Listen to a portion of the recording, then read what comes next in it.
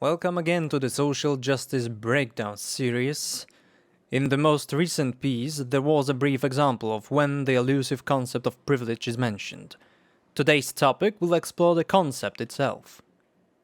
When faced with the word, the foremost association emerging in regard to privilege will likely include some sort of class distinction.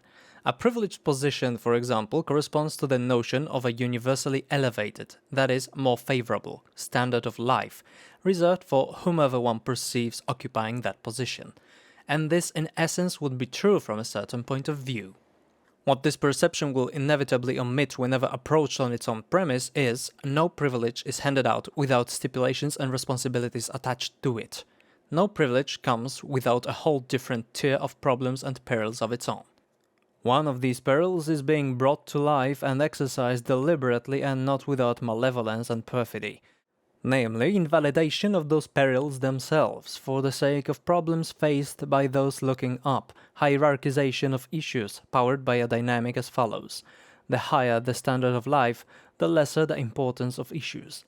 Problems of those with privilege are not real to those without it, because the latter ones do not face them. That will be problems like reputation, moral and ethical obligations, sustenance of positive social and professional reception, finally the unguaranteed self-sustenance. As was said before, a privileged group is met with a higher standard of life. But that means one is held personally responsible to live up to such a standard. As soon as one transgresses to abuse or misrepresent their privilege, it can constitute a fatal blow to their position and consequentially a threat to their livelihood itself, with no safety net to fall back on. Still not clear enough, however, is what privilege itself is exactly and what it entails. As defined in its raw state, a privilege is an exclusive permission, a special right reserved for a special individual or a group.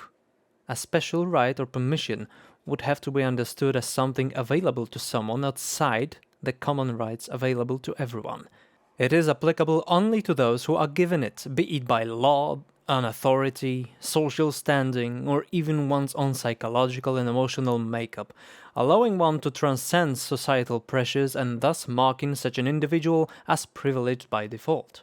The concept then extends to people displaying culturally valued traits that are absent in others, constituting, for example, a privilege of virtue.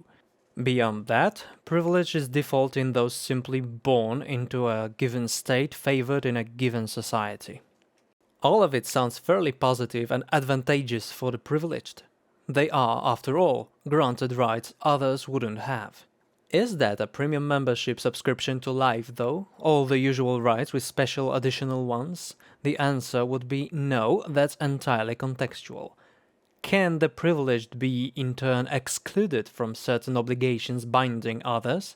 Yes, they can. Example, diplomatic immunity. Is that default for privilege? No, it is not. Example, taxation. All the above characteristics of the phenomenon are being recycled and applied to new contexts in several separate fields of humanity's attempts at understanding and directing the world we are born into, proving the humankind's wonderful ability to investigate and entertain the most surprising ideas and venues of thought. This results in social justice proponents drawing a baffling disambiguation as follows. Being in line with a major societal norm is being inherently privileged.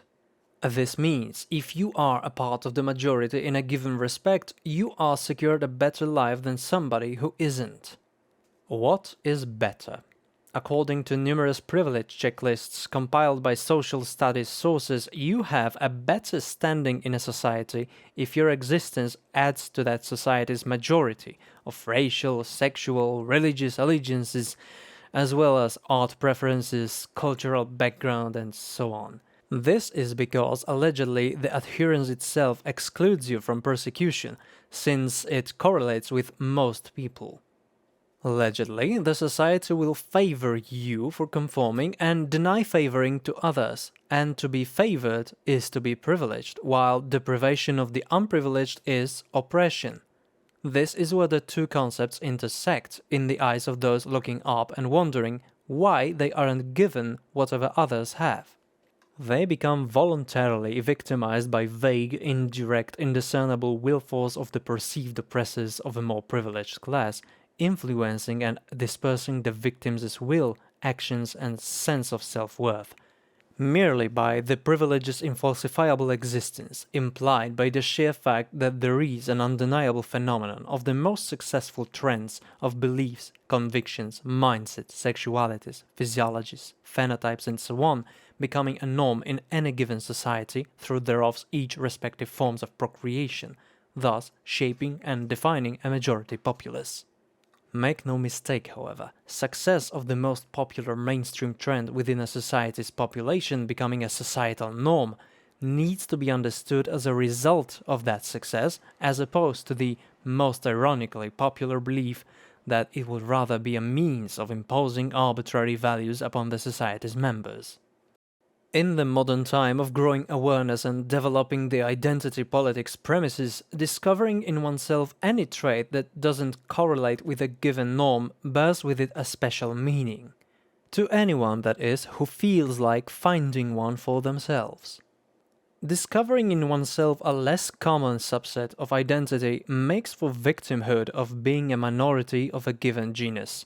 Having noted how the privileged are expected to live up to standards applied to them, there's an interesting observation to be made. Namely, maintaining their victimhood status comes with quite a privilege of its own, which will be another topic perused on this channel. However, to be privileged is not to be favored, despite the truth of the statement that being favored grants privileges.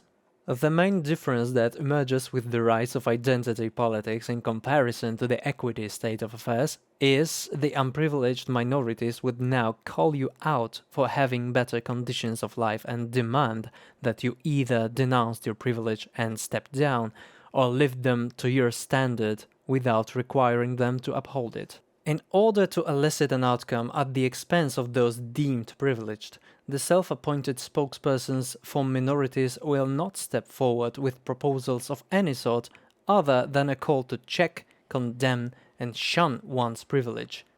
And then they would back it up with ideological buzzwords of morality, equality, diversity, or anything that would imply moral superiority. This is in turn socially weaponized to evoke a feeling of guilt and general inferiority and wickedness. Therefore, the privilege is now a stigma on the dregs of the society rather than its elites. All that leaning on the false idea that since privilege means a power imbalance, those with power will not be harmed, because the power they have protects them. This idea is currently being woven into social justice revised definitions of oppressive stances, and one can't help but think that this is to keep the failing oppressions alive for the sake of victimhood privilege. I find it ironic that those loudest to demand empathy for the downtrodden will simultaneously avoid any thought on the perspective of those they demand empathy from. All the while, a person capable of creating their own self-worth and identity rather than looking for it among run-of-the-mill artificial constructs prepared for the insecure becomes the enemy. Such a person belies everything that social justice warfare stands for, waiving one's identity and self-accountability for the promise of representation made by people believing that an artificial concept is capable of incapacitating anybody. Therefore, ladies and gentlemen, I give you the downtrodden privilege. It is now being denied rights, because it supposedly has better rights of its own. The privileged are now subhuman for allegedly deeming themselves standing above the others. And the white race is finally getting its historically due comeuppance, because it is no longer about seeking progress but settling the overdue bill. No longer about becoming equal, but rather getting even.